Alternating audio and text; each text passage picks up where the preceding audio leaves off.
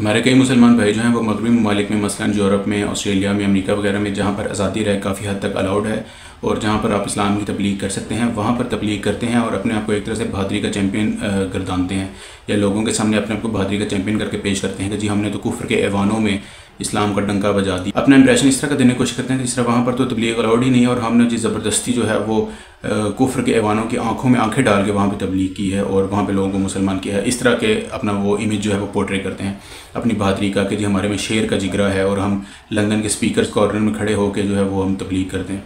तो उनसे मेरी गुजारिश है कि हम आपका शेर का जिगरा मानेंगे, लेकिन तब मानते हैं कि इसका एक टेस्ट है। टेस्ट ये है कि आपने नॉर्थ कोरिया जाना है और नॉर्थ कोरिया में इसी तरह खुली डुली तबलीग करनी है जिस तरह आप यूरोप में या अमेरिका में आप तबलीग करते हैं, गलियों में, बाज़ारों में, जिस तरह आप तबलीग वहाँ पर करते हैं, इसी तरह आपने जो है नॉर्थ कोरिया में जाना है और वहाँ पर जाकर आपने तबलीग करनी है।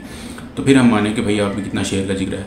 ये तो बिल्कुल इस तरह की बात होगी कि जिस तरह आप मिसाल के तौर पर सर्जन हो और आप ऑपरेशन थिएटर में जाएँ, वहाँ पर जाकर आप सर्जरी करें और उस सर्जरी के बाद आप बाहर आकर लोगों को मतलब लोगों के सामने ये बढ़ के मारें और मैं तो खड़े खड़े बंदे खोल देता हूँ, मैं तो जी इतना बहादुर हूँ कि मतलब आप इंप्रेशन ये देने की कोशिश करेंगे जिस तरह जी आप चलते चलते गली में बंदे खोल देते हैं, यानी कि आप बहुत बड़े बदमाश हैं। अपने आप को अपना इंप्रेशन इस तरह का देने की कोशिश करें आप, लेकिन असल में आप सर्जन हो। तो भाई ये तो यही चीज़ है कि जिन मुल्कों में आज़ादी रहे वैसे ही अलाउड है, जिन मुल्कों में तबलीग वैसे ही अलाउड है, तो उन मुल्कों में तबलीग करना कौन सी बहादरी है?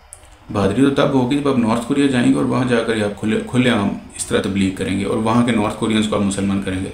तो ये इसका टेस्ट है।